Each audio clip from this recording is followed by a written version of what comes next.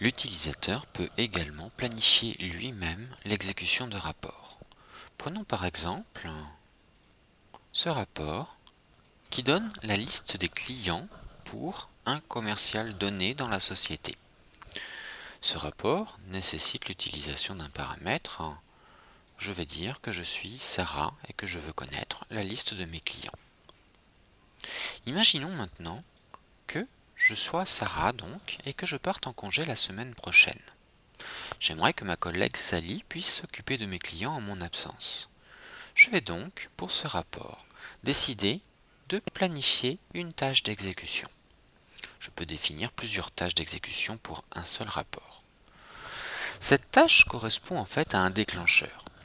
Je vais donner un nom à cette tâche. Je vais dire qu'il s'agit de la liste de mes clients pour ma collègue Sally pendant mes congés. Étant donné que je pars en congé la semaine prochaine, je vais demander à cette tâche, à ce déclencheur, de se déclencher à partir de lundi prochain. Je souhaite que le rapport soit généré tous les jours. Je peux définir une récurrence complète et détaillée pour déclencher ce rapport. Mais je peux également utiliser une récurrence plus simple qui me suffira dans ce cas. Je vais dire tout simplement que je veux que ce rapport soit généré tous les jours. Et ce, jusqu'à mon retour de congé, vendredi prochain. Dans la deuxième étape sur les 3 étapes, nous pouvons définir les paramètres de ce rapport. Je suis donc Sarah et je souhaite avoir la liste de mes clients.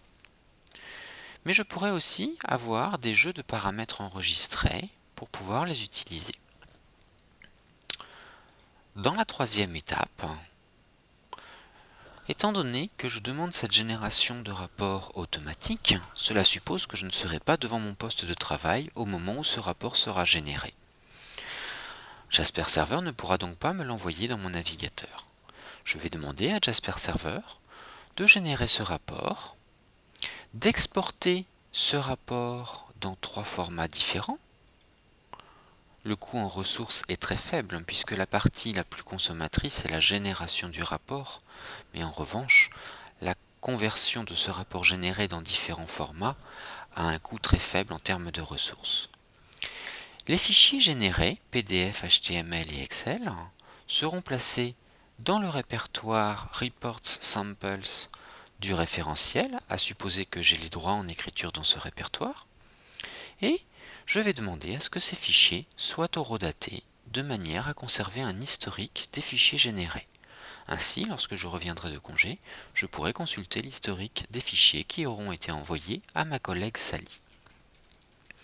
Enfin, dernière étape, je vais demander à Jasper Server d'envoyer un courriel de notification à ma collègue Sally pour lui indiquer que le rapport avec les clients de Sarah a été généré et je vais demander à Jasper Server de joindre à ce courriel les fichiers PDF, HTML et Excel générés.